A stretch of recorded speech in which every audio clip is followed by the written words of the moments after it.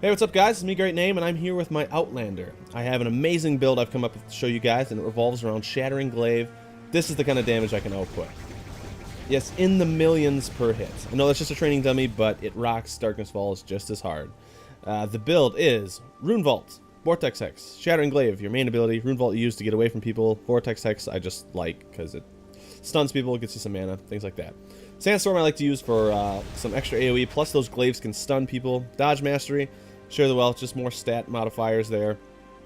Stone Pact and Shadow Mantle, very good defensive abilities, and Master of the Elements just for more damage. Now, my stats look like this. My base stats are split between Strength and Focus, 250 in each one.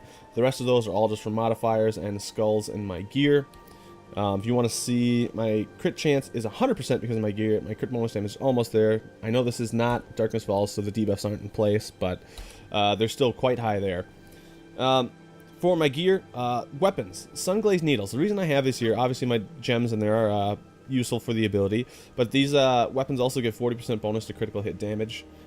Because Shattering Glaive isn't really affected at all, except from the stats from your weapons. What kind of weapon it is doesn't really matter, so if you found, you can use whatever weapons you really want. I mean, if you find some level 85 weapon that you really like the stats on, they really benefit you, you can use them.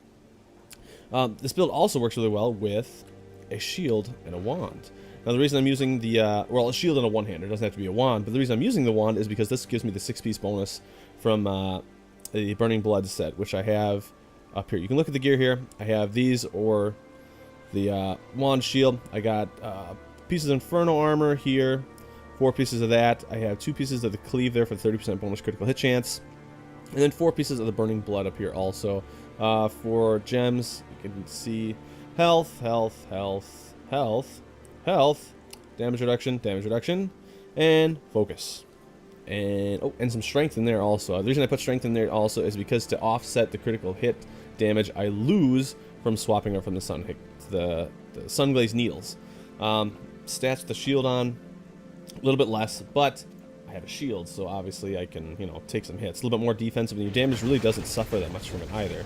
I mean, it goes down a good amount, probably 200 to 400k a hit, but you have a shield and you can survive much more, and that's still plenty of damage. Now this build really does well in Darkness Falls. Like I said, it's an awesome build. It's a lot of fun. You can use Rune Vault to really hop away from people.